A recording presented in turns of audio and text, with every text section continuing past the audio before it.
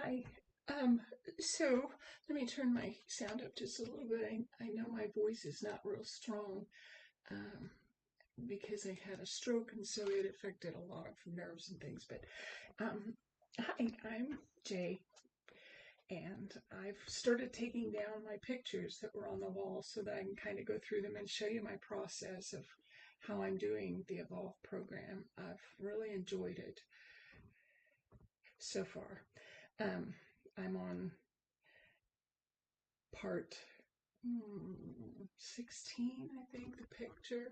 So I've done 15 paintings so far, and they're all in the Grisaille grayscale. Um, I'm going to go ahead and flip to my overhead camera so that we can show you what we've been doing. Okay, so I have quite a process. These are the actual photographs that came in my kit, and they are the ones that we are painting, and you can see I've painted all of these, and I'm going to kind of walk you through my process and show you a few of my paintings close up here so that we can talk about some of the things that hopefully will help you as if you decide to do this. Now, when I first started, I didn't get terribly involved with setting up the shadows, but for example, this was the first one that we did, and so there was no gradients to be done. It was just pick your shadows, pick your lights, and mark them. And so on this one I don't have them marked, but I will show you further pictures where I did mark them. So we go through and I just went ahead and delineated all the shadow parts of this picture, and then I went and delineated the lights. And basically what I did to do that was I would do an S, S, S, S, S, and those are the shadows. And then I would go through and mark the lights. Oh, this is a shadow also. So, and then once I had my lights and my shadows marked, I also delineated this as a background so that I knew I had to do a different color. Then I would go through and look at the picture and decide which was the darkest shadow, which for me, this was the extreme shadow. And then what was the moderate shadow. And then I would evaluate each of these other shadows between these two and decide what was dark and what was light. So when I did that, this is what I came up with my painting. These are extreme shadows. This is a moderate shadow. Now this could have been delineated as a extreme shadow, but I only had the one moderate shadow, so I went ahead and made this a moderate shadow also. And then you can see moderate light, extreme light, moderate light. And there was no gradient in here. Once we started doing the circle, then we went ahead and delineated where we would make gradients, and he showed us how to go ahead and just kind of melt them to make them look more like a gradient shadow. And we also did that back here. Now you can tell mine aren't the greatest. They're not real perfect, but again, this was one of my first paintings. This was actually my 5th painting, but it was actually the first where we did a gradient on a picture. So for that, I was kind of happy. And then we worked into the next one that we did. And you can see this one, I actually went through, followed the rules. I figured out how many shadows total, and how many lights total, and then how many were extreme shadows, moderate light, extreme light. And I marked each of them on my picture. As I go through, you're going to see, as I start doing more extenuating, I would actually put in where they got where the gradients went, where the background was. They got a little bit more involved. And so with this one, I really enjoyed doing this one. This one was a very easy one. And let me show you the picture that went with this. This is the picture, and then that is the painting. And what I enjoyed about it is I'm starting to catch on.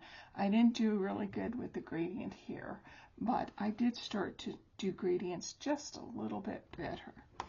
Okay, I'm going to go get a few more pictures to show you as they get a little bit harder, and we'll discuss some of those. Okay, so this is the next photo that we had, and this is the photo that we looked at to decide how we were going to go ahead and organize everything. And you can see the dotted lines were where we were doing gradients and where we had to put a buffer there and then gradient between the light and the dark. So again, I went through and I decided what were my shadows, what were my lights, and my background. Now, as I did this one, we ignored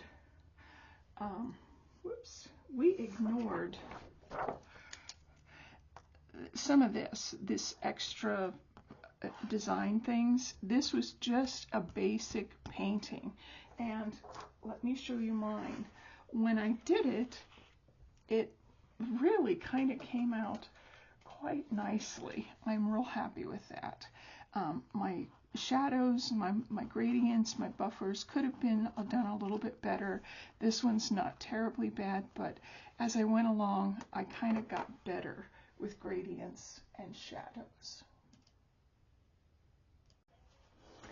Okay, so I've skipped ahead about 6 videos, or 6 paintings, sorry. And what I'm showing you is we're not just doing shadows and lights now, and even gradients where we had just added that. We've actually started with highlights now. And so again, we go ahead and find all of our lights, all of our shadows, our background, and then I do my squiggly line to show me where I have to put a buffer and then gradient in there. But also, once we get this done, then we go through and we find the highlights. Ooh, that's nasty. We find the highlights, and we find some of the highlights that are darker shadows, which I don't know if you can see that. This is actually the shadow, the gradient, the light, but then there's a dark spot right here that we had to do. So when we got to doing the painting on this, there was a lot more involved, and you can kind of see where we've done a light, a shadow, we've done the gradient, but then because there was a little bit of a highlight, he showed us which colors we're allowed to use when we do highlights. The apple, we did the light, we did the whole thing in one color light, one color dark, and then we did our gradient. But then we added highlights to where it shows in the picture. And again, here,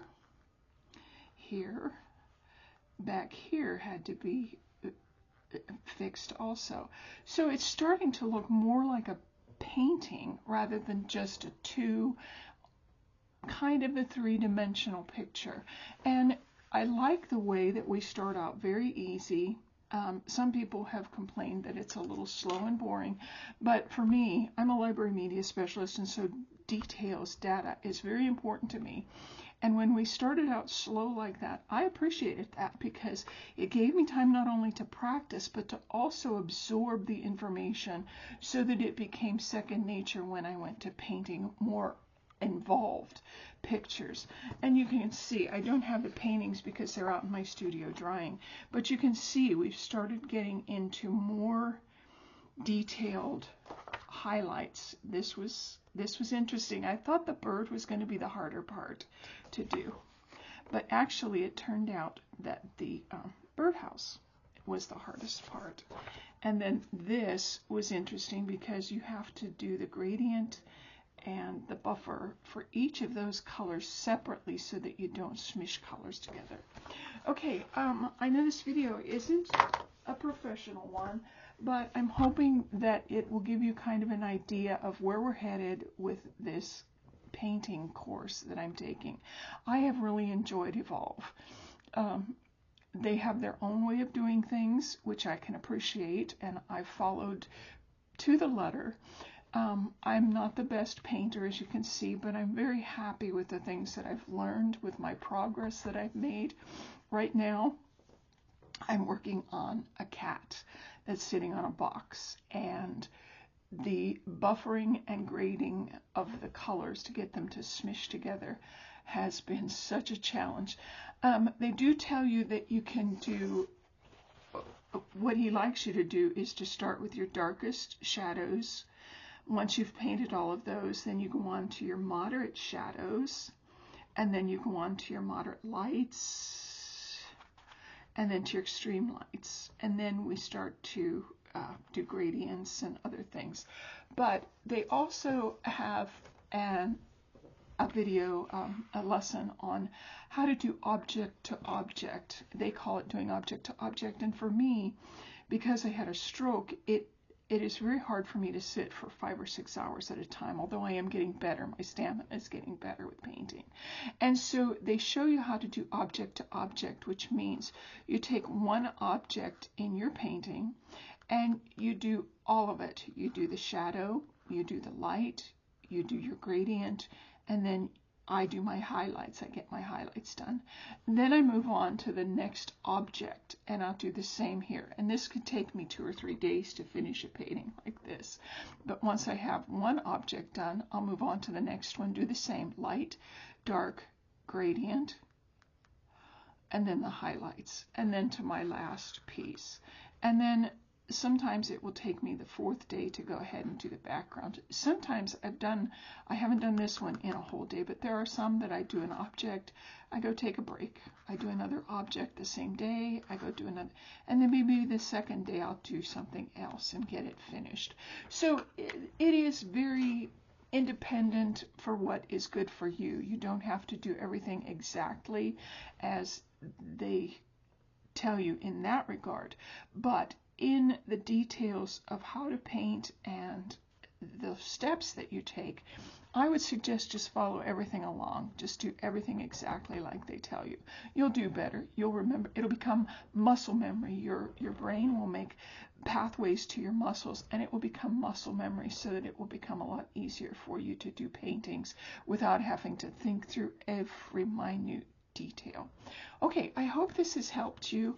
I've really enjoyed doing the Evolve courses. It took me quite a while to get gradients, so don't feel bad. That's what this is about. It's for practicing for you to get your things, but enjoy it. Take the journey. Enjoy the journey as much as you do the finished product. Okay, I hope to see you in another video. I'll talk to you again. Bye-bye.